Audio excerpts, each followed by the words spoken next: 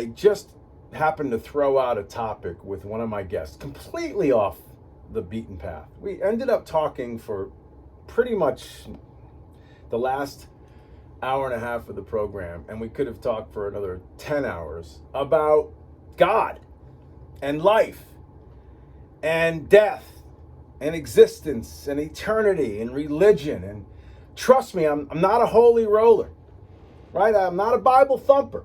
Can I get an amen? No, I'm none of those things. I'm a believer in something else. I'm not agnostic. I'm not an atheist. I think there is something out there bigger than me and you. No question about that. But man, this topic that is just so incredibly addictive to talk about. You just can't stop. So I started today, and I'm going to roll through at least the first couple of breaks here tonight talking about this with all of you, because it's so powerful. And here's my proof. So, here in Connecticut, we were number one in the ratings. I'm going to keep saying that because nobody else will pound the drum, so I'm going to do it over and over again for the last X amount of ratings periods. We have been dominating the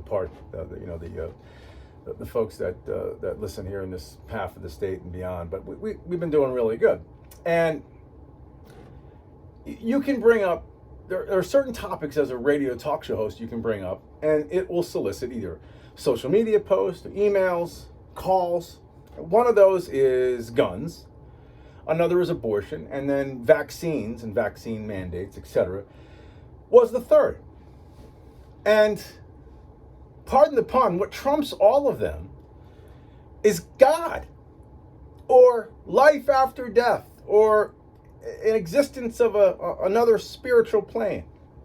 And again, I know this isn't Politics 101, and I know certainly before this hour's over, I'll dive back into Taiwan and Nancy Pelosi and all of that, and we'll get into inflation. But this is, to me, it's fascinating, because this short little 90-minute segment we had, off the cuff, completely off the cuff, no experts, no anything, just me and a couple of my guests going round and round about life and death and existence and God and eternity, and where do you go when you die, if in fact you do go somewhere, what does it look like, how do you act, and how do you stay there, how do you get there, what keeps you out of there, what sends you to hell, what sends you to purgatory.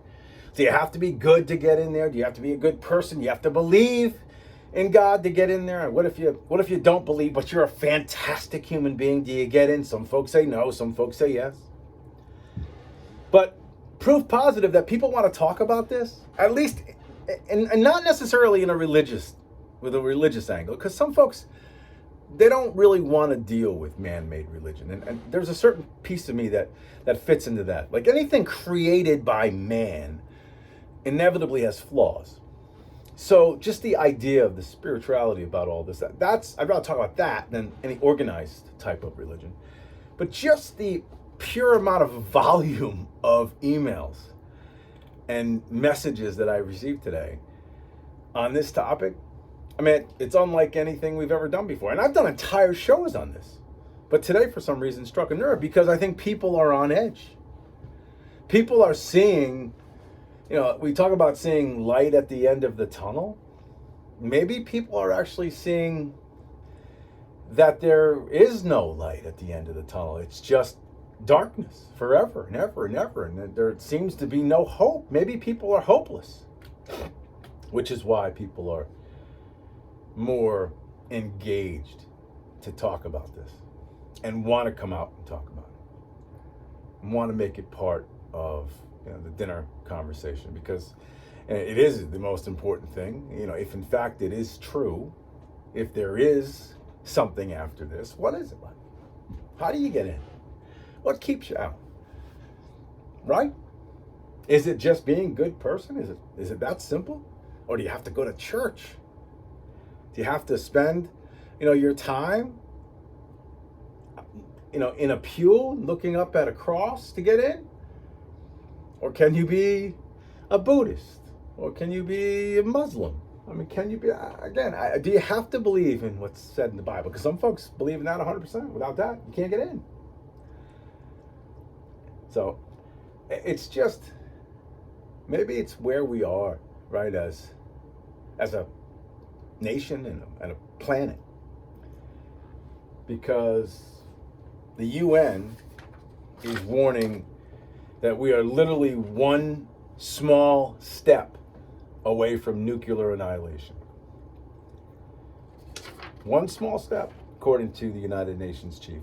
They warned on Monday that humanity is just one misunderstanding, one miscalculation away from nuclear annihilation. Now, I don't know how that's any different than what it was 5 years ago, 10 years ago, 30 years ago. Maybe we're more on the edge of our seat. Maybe there's more hatred, more division, maybe more cause for one of these nuclear nations to launch something. But maybe that's what's turning people into, or at least getting them curious about whether there's something else out there, either waiting for them or not. Think about how, again, vast space is. This was part of the conversation today. We got this new telescope out there, which is looking into the dark spots that we couldn't look into before. And we look into them and there are just thousands and thousands and thousands of more galaxies. Do you realize how mind-blowing that is? How incomprehensible this entire thing is?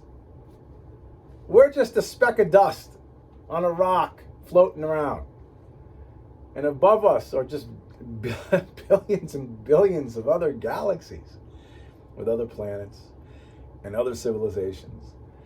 And we think we're the center of it all. And chances are we are just not. Right? We are not the center of it all.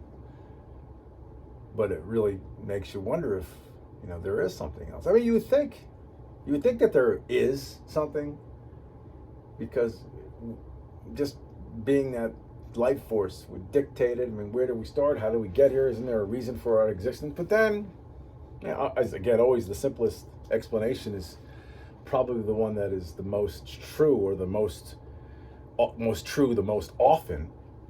And that would be, we happen by circumstance. And I don't want to believe that.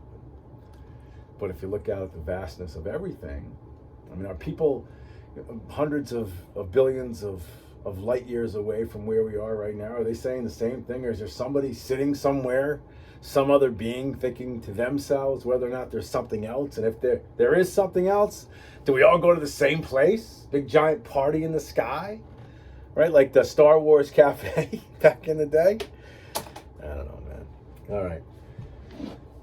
So that's how we begin. I won't crush you with this for the entire 3 hours. I just thought I'd throw that out there. I thought it was an interesting way to begin the program, get you thinking about something that's not necessarily politics or Democrats, Republicans, you bad, me good, all of that.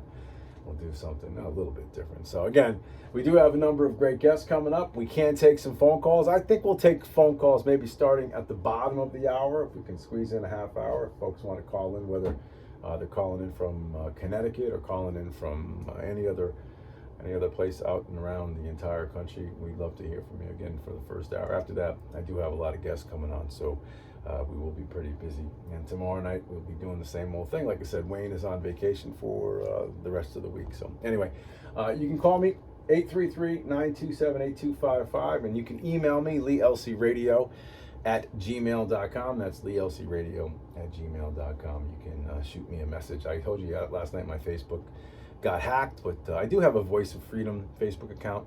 It's just somebody made a counterfeit account for me, so just be careful of that. And send me a message to the Voice of Freedom. All right, we'll come right back. Stick around, everybody. You're listening to the USA Radio Network. Try this one out precise. I have to ask this question all the time. What if all we are, let's